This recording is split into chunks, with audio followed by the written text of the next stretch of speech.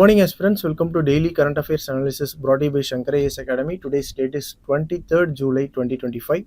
These are the topics we are going to discuss today. The first topic is about Vice President. Recently, the Vice President has issued his resignation letter to the President, and we are going to discuss the provisions of Vice President in the Constitution. Then special intensive revision, which is a process being carried by Election Commission ahead of the Bihar Assembly polls in Bihar. And then the right to vote. So we are going to discuss elaborately about this right to vote, the status of right to vote as a constitutional right. Then the topic of India and UK free trade agreement and what is the role of GCC in this free trade agreement.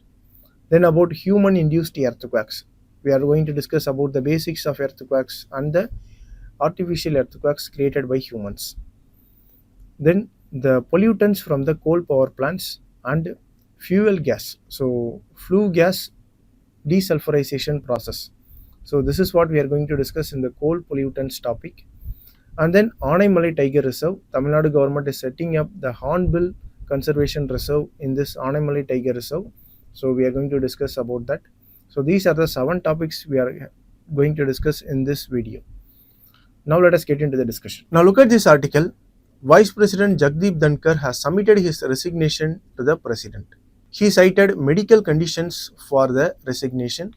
So in this context, we are going to discuss all about Vice President for our polity revision. Firstly, about the term of Vice President. He has a 5-year term, but he can resign anytime. Even though he has a 5-year fixed term, he continues in his office until the next successor assumes the office.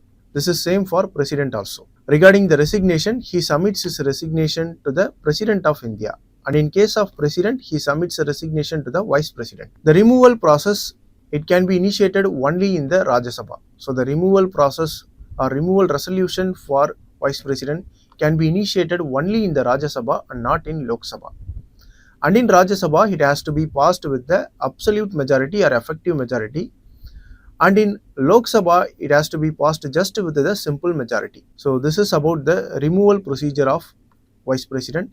He can be removed as the chairperson of Rajya Sabha and then he automatically be removed as a Vice President. In terms of re-election, he is eligible for re-election any number of times. Here we have to note that the first Vice President of India, Sarvapalli Radhakrishnan, has been elected for 2 terms. Another Vice President who is elected for 2 terms is Hamid Ansari. So these are the 2 Vice Presidents who served 2 terms. If you look at Hamid Ansari's term, he served under 2 different presidents. But Sarvapalli Radhakrishnan served under 1 president for 2 terms. So during Sarvapalli Radhakrishnan as a Vice President, his president was Rajendra Prasad and Rajendra Prasad was also served as a president for 2 terms. So this is a fact about this re-election for Vice President. Now look at the eligibility criteria. Article 66 deals with the eligibility criteria of Vice President. He should be Indian citizen. He should attain minimum 35 years of age. He should not hold any office of profit. So the first 3 requirements is also same for President. He should be eligible to be elected as a Rajya Sabha member. So in case of President, he should be eligible to be elected as Lok Sabha member. So this is the only difference between the requirement for President and Vice President. For Vice President, he should be eligible as Rajya Sabha member. For President, he should be eligible as Lok Sabha member. So this is the eligibility criteria. So these are the constitutional provisions or articles related to Vice President. 63, there shall be Vice President of India. 64, he acts as a chairperson or chairman of the Rajya Sabha. He is a ex officio chairman of Rajya Sabha. It means he is automatically the chairperson of Rajya Sabha. Then Article 65 talks about Vice President acting as President when there is a vacancy in President's place or when President is unable to discharge the function of President, then Vice President act as a President or he discharges the functions of President. Then Article 66 talks about the election of Vice President. If you look at the election of Vice President, only the Parliament takes part in the election of Vice President. That is, the both houses of the Lok Sabha and Rajya Sabha takes part in the election. But in terms of election for President, The state legislatures and the state assemblies of union territories like Delhi and Pondicherry also take part in the election of president. So the electoral college of president is very wider compared to the vice president. So in terms of election for vice president, only the parliament takes part in the election for vice president. Then Article 67 talks about the term, resignation and removal. We have seen the term of vice president is 5 years. For resignation, he submits a resignation to president, and removal, he can be removed by a resolution passed in Rajya Sabha and then it is introduced in Lok Sabha. So in Rajya Sabha, the resolution process has to be approved by absolute majority, and in Lok Sabha, it has to be passed with a simple majority. So this is a removal process. Then Article 68 deals with the time of election to fill vacancy for vice president. Article 69 deals with oath or affirmation of vice president. Here we have to note that vice president takes as the oath of vice president, but he does not take any separate oath for chairman of Rajya Sabha. So he automatically becomes a chairman of Rajya Sabha once he is taken the oath of vice president. So there is no separate oath for chairman of Rajya Sabha. So this is an important point. Then Article 70 deals with the parliament to handle the unforeseen president duties. So from Article 63 to 70 deals with the vice president. Now look at this MCQ. Vice president holds office until a successor enters office. Yes, the statement is correct. Even though the vice president has a term of 5 years, he holds the office until his successor assumes the office, even after the term of 5 years. So the first statement is correct. Now look at the second statement. A vice president can act as a president for maximum of 6 months. Yes, the statement is correct. When president position is absent and vice president is acting as a president, he can act as a president only for 6 months. Within the period of 6 months, the election for the next president has to be taken place and the next president should assume the office. So the maximum time the vice president can act as a president is 6 months. So here both the statements are correct and the correct answer is option C, both 1 and 2. With this, now let us move on to the next news article discussion. Now look at this article. Election Commission has told the Supreme Court that exclusion from electoral rolls won't affect the citizenship. So basically, the Election Commission has told that if your name has not appeared on the electoral roll, doesn't mean you have lost the citizenship. So this is about the article, and this news is regarding the special intensive revision process which is happening in Bihar. So in this context, we are going to discuss about the special intensive revision and what is the Election Commission duties regarding the electoral roll. So special intensive revision is a process which is being carried out by Election Commission of India in Bihar. So this is ahead of the upcoming assembly elections in Bihar. This process is to update and verify the electoral rolls. This is to deletion of duplicate and dead voters from the electoral list. So if your name has not appeared on the electoral roll, it doesn't mean you have lost the citizenship, or it doesn't mean you are not citizen of India. So this is what the Supreme Court has been asking the Election Commission, and the Election Commission has replied.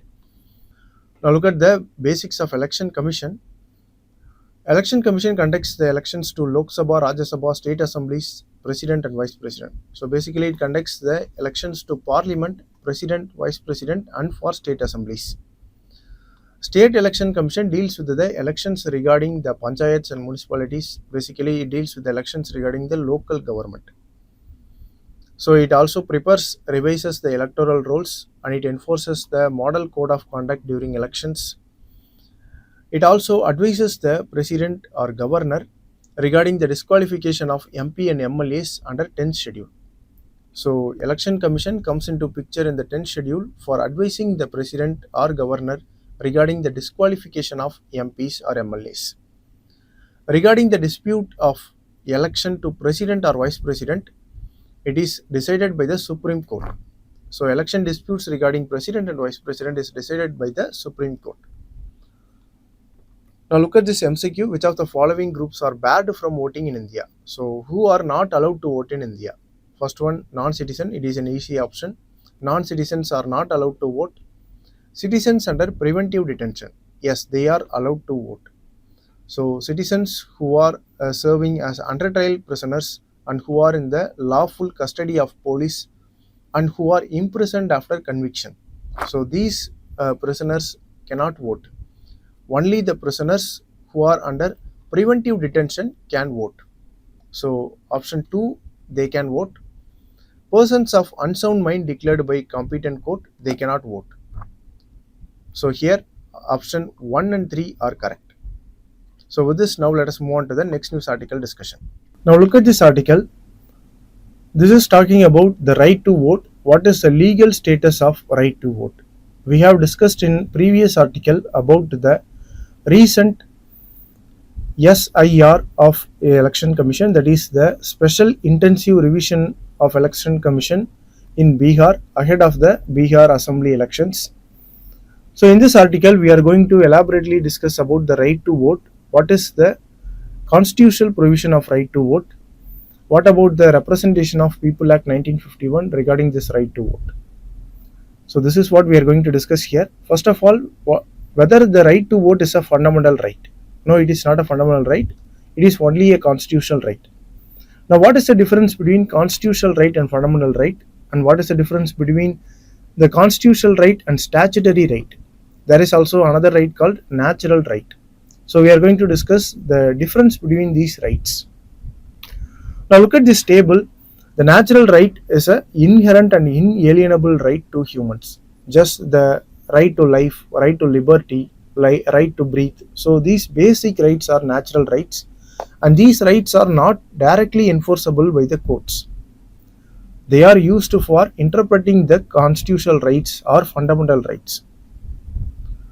Next one is fundamental right. So this is provided in the part 3 of Indian Constitution from article 14 to 30, and these fundamental rights are strictly enforceable by the courts, by both High Court and Supreme Court, by High Court in article 32 and Supreme Court by Supreme Court in article 32 and High Court in article 226. So right to equality, freedom of speech are the examples for the fundamental right. Now the constitutional right, it is provided in the constitution but outside the part of fundamental rights. So outside the part 3, but it is mentioned in the constitution. So these are the constitutional rights. They are also enforceable. For example, the article 326 talks about the adult suffrage, that is the right to vote. So right to vote is basically a constitutional right. Right to property, article 300A, is also a constitutional right.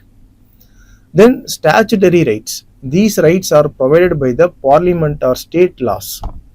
They are enforceable only under the scope of those laws.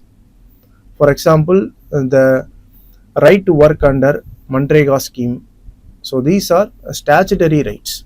Now article 326 talks about the adult suffrage, that is any person who have, any citizen of India who have attained the age of 18 has right to vote. This was provided by the 61st constitutional amendment of 1989. So before that, the right to vote, the aging was 21. So this was reduced to 18 in 1989 by the 61st Constitutional Amendment Act. So this article 326 talks about the adult franchise. It is also subjected to disqualification when a person is not a citizen of India. When he is terminated of citizenship, then he has no right to vote. A person who is declared as unsound mind by competent court, then he is also not eligible for right to vote. So this right to vote is made operationalized by the Representation of People Act 1950. So this Representation of People Act 1950 has many sections and provisions which talks about the right to vote. So these are the key provisions regarding the RPA Act. The section 16 talks about the disqualification of non-citizens from exercising this vote. So non-citizens cannot appear on the electoral rolls. Section 19 talks about citizens who have 18 years or above are eligible to vote. So this is about the adult franchise. Then section 62 of this act grants a right to vote to individuals on the electoral rolls. It also restricts prisoners and also mentions the disqualifications for right to vote. So the prisoners who are under the lawful custody or the prisoners who are in under trial, they cannot vote. and also the prisoners who are imprisoned after conviction, they cannot vote. Only the persons who are kept under the preventive detention has right to vote. So this is we have seen in the previous article. Now this is about the evolution of right to vote as a constitutional right. In 1952, in Ponnuswamy case, Supreme Court held that the right to vote is just a statutory right, and then it evolved later. Then in 2015, in Rajbala vs State of Haryana case, the Supreme Court has held that right to vote is a constitutional right. Recently, in 2023, in a case, Justice Ajay Rastogi gave a dissenting view. He said that right to vote should be seen as a fundamental right and it is a part of Article 19. So it is a freedom of expression of choice. So it should be seen as a fundamental right. So he said like that. Then right to vote is a intrinsic for free and fair elections. So he said that Article 326, that is adult suffrage, adult franchise, is a part of basic structure of constitution. Even though it is not a fundamental right, it originates from Article 326 and also has constitutional backing. So it should be given important for basic structure of constitution. So this is the view of Justice Ajay Rastogi of Supreme Court in 2023. So this can be used for strengthening our mains answer regarding the status of right to vote. So this is a mains practice question regarding this topic. You can use it. Now look at this article. It talks about the future free trade agreement between United Kingdom and India. So United Kingdom and India have been steadily moving towards signing the historic free trade agreement, and in the heart of this free trade agreement lies the promise of global capacity center. Here the global capacity center means the institutions which are operated in India, which are fully or partially owned by multinational corporations abroad, and these global capacity centers provide services like IT services or HR or R&D. So these services are provided by these centers in India to the parent company in foreign countries. So these global capacity centers are popular in India, and India have more than 1,500 such centers in India, and they employ more than 2 million people. So this is very important for India and for United Kingdom, and India can play an important role in the free trade agreement with the United Kingdom along with this global capacity center, because these GCCs aid and grow the parent companies in foreign nations. So why GCCs are important? It is a major contributor to services, exports and digital economy, and India and United Kingdom together can partner for the growth of these GCCs. United Kingdom can also utilize the potential of GCCs in India. Then it helps in creating innovation hubs for tax operations, research and development, artificial intelligence and cyber security, and for human resources. They produce high value jobs, they involve in upskilling and give talent diversity for India. Now free trade agreement catalyst, first about the regulatory ease and market access. The simplified norms and harmonized standards will help to improve the free trade agreement and trade between the two countries. So they try to bridge the gap between the trade, the exports and imports between UK and India. The double taxation is also avoided in the free trade agreement, so it helps for more UK investments into India.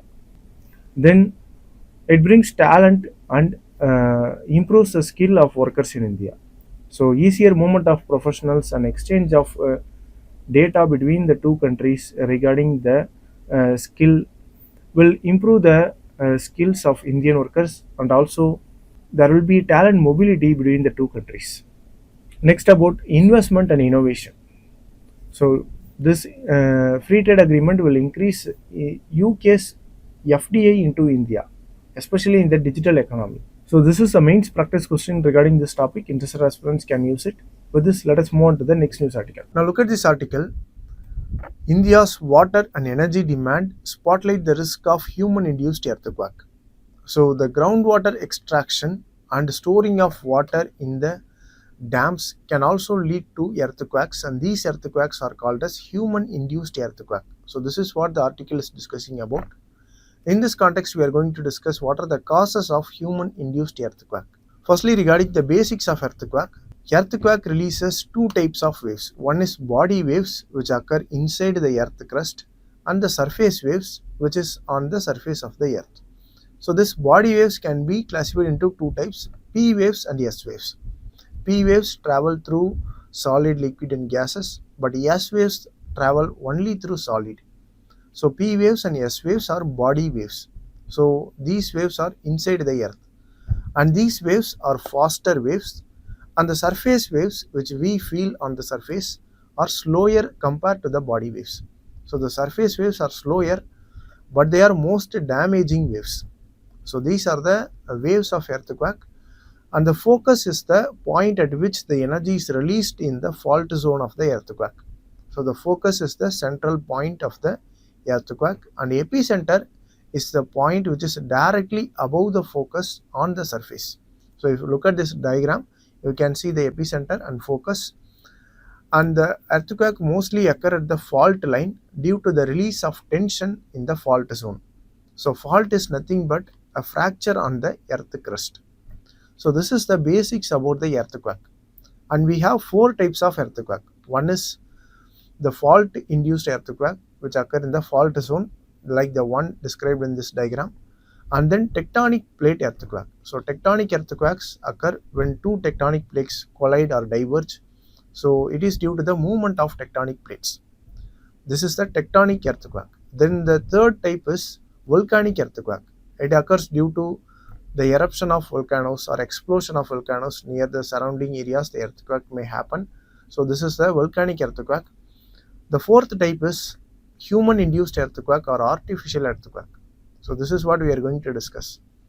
The human induced earthquake may happen due to the excess groundwater extraction or due to the filling of river dams with more water.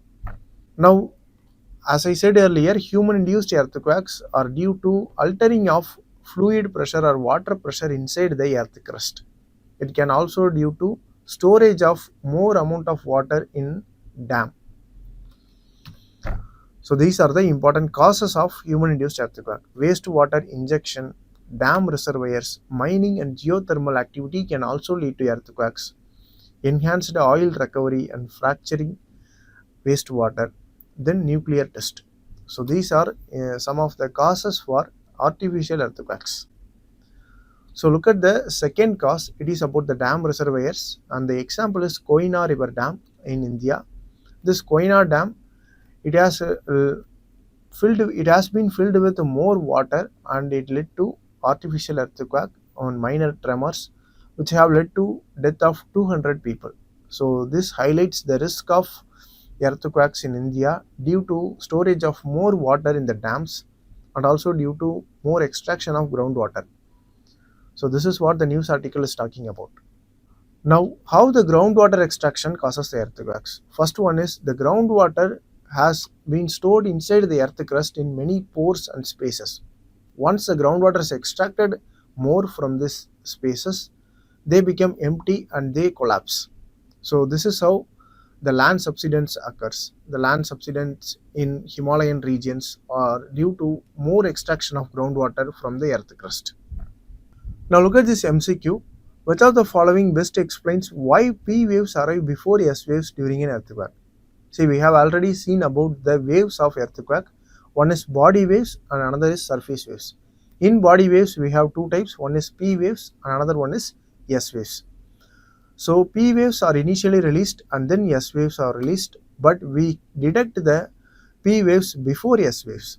This is because P waves travel faster through both solids and liquids, and S waves can only travel through solids. So this is the reason why we detect P waves and why P waves arrive before S waves. So this is why they are faster, because they travel both through solids and liquids, and S waves travel only through solids. So the correct answer is option D. With this, let us move on to the next news article. Now look at this article. In 2015, Environment Ministry has issued a notice to all the coal power plants in India. The notice is that every coal power plants in India should have FGD system. This FGD system means flue gas desulfurization system. Now, what is this flue gas desulfurization? We can discuss it later. Now, in 2015, Environment Ministry has advised all the coal power plants to have this FGD system. But now, recently, Environment Ministry has said that it is not necessary to have this FGD system for coal power plants. So, only the coal power plants which are located within 10 kilometers of urban cities need to have this FGD system. All other coal power plants need not to have this FGD system mandatorily. This FGD system is used to remove the sulfur dioxide from the exhaust gas of thermal power plants. But this was not made mandatory, so many people are asking that is it relaxation or liberalization of this pollution control norms by Environment Ministry. So this is the news article is about. So what is flue gas desulfurization? Mainly what is flue gas? So this is what we are going to discuss in this news article. Now these are the components of flue gas: carbon dioxide, water vapor, nitrogen, oxygen, sulfur dioxide, nitrogen oxides, particulate matter, and many trace pollutions. So these are the flue gas components, and this flue gas is a general term for the exhaust gas from burning the fossil fuels. So coal power plants also release the flue gas.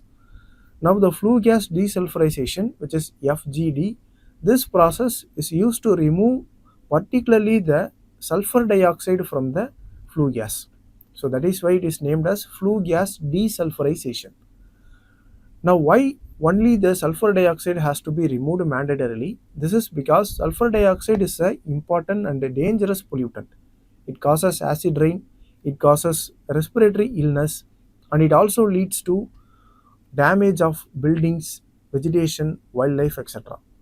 So this is why the Union government has mandated the all coal-powered thermal power plants to have flue gas desulfurization system installed in them, but now this norm was relaxed. These are the major pollutants from the coal power plants: sulfur dioxide, nitrogen oxide. They both lead to acid rain, particulate matter 2.5 and 10. This leads to respiratory diseases. Carbon dioxide, which is an important greenhouse gas, heavy metals, and mercury, they are bioaccumulative pollutants. So these are the important pollutants released from coal power plants. And generally about air quality index, we have scale 0 to 500. This measures the quality of air in urban areas. The important pollutants in the air quality index are PM10, particulate matter 2.5, nitrous oxide, sulfur dioxide, carbon monoxide, oxygen, ammonia, lead. So now look at the prelims practice question. Which of the following statements from coal-fired power plants are part of India's AQI? So which of the pollutants belong to the air quality index? Sulfur dioxide, yes, it is included. Carbon dioxide, no, it is not included. Carbon monoxide is included. So the second one is wrong. Particulate matter 2.5 and 10, yes, they are included. Mercury, it is not included. Lead was included, but heavy metal mercury is not included. So the correct answer is option A, 1 and 3 only. With this, now let us move on to the next news article. Now look at this article. Tamil Nadu is going to set up Hornbill Conservation Center at Anamalai Tiger Reserve. So what are hornbills? What are their importance, their conservation status, and some facts about Anamalai Tiger Reserve and Anamalai Hills. So this is what we are going to discuss here. The objective of setting up this conservation reserve is to preserve 4 hornbill species. They were great hornbill, Malabar grey hornbill, Malabar pied hornbill, and Indian grey hornbill. So this means these 4 types of hornbill are present in Western Ghats in Anamalai Hills. Now look at the ecological importance of hornbills. They are called as farmers of the forest because they disperse the seeds and helps for regeneration of forest. So the forest ecosystem depends on their survival. But now the hornbills are threatened by deforestation, habitat fragmentation, and climate change. So this is why Tamil Nadu government is setting up a Hornbill Conservation Center at Anamalai Tiger Reserve. Now some facts about Anamalai Tiger Reserve. It is located in Coimbatore and Tirupur districts in Tamil Nadu, and it is part of Western Ghats. It is also UNESCO World Heritage Site. Some endemic species in this Anamalai Tiger Reserve are lion-tailed macacos and Nilgiri tar. Previously, this Anamalai Tiger Reserve was called as Indira Gandhi Wildlife Sanctuary and National Park, and it was provided with the Tiger Reserve status in 2008. So this Anamalai Hills is a part of Western Ghats, and it is present between the Palani Hills in the west and the Cardamom Hills in the south. So look at this map, you can see clearly the Anamalai Hills. It is in the middle of the Western Ghats between Tamil Nadu and Kerala, and it is in the junction of Cardamom Hills and Palani Hills. Now this is a table about the conservation status regarding the hornbill. The great hornbill, it is vulnerable. The Malabar pied hornbill is near threatened. Malabar grey hornbill was least concern, and Indian grey hornbill is also least concern. This Malabar grey hornbill is endemic to the Western Ghats. So this is an important point. And this Malabar pied hornbill is present in Western Ghats and also in Central India. And this great hornbill is distributed across Western Ghats, Himalayas, Northeast India. So wherever the evergreen forest and rich density of forest is there, the great hornbill can be found. And the great hornbill is the only type of hornbill here which is listed as vulnerable in IUCN status. So it is more endangered compared to other hornbills. And the first three types of hornbill, that is great hornbill, Malabar pied hornbill and Malabar grey hornbill, are placed in the Schedule 1 of Wildlife Protection Act 1972. This means they can get the highest level of protection. So Schedule 1 and 2 have highest level of protection in this Wildlife Protection Act, and Schedule 3 and 4 have mild level of protection. So this is the basics about the hornbill and the Anamalai Tiger Reserve. Now look at this MCQ. Consider the following statements about hornbills in India. The great hornbill and Malabar grey hornbill are both listed in Schedule 1 of Wildlife Protection Act. Hornbills play a crucial ecological role as pollinators in tropical forest ecosystem. So here the statement 1 only is correct, because the great hornbill and the Malabar grey hornbill are listed in Schedule 1. The Malabar pied hornbill are also listed in the Schedule 1 of Wildlife Protection Act. Only the Indian hornbill is placed in the Schedule 4 of this act. So the statement 1 is correct and the statement 2 is incorrect. The correct answer is option A. So with this, we have come to the end of the discussion. If you like the video, please share it with your friends and don't forget to subscribe to Shankar IAS Academy YouTube channel. Thank you for watching.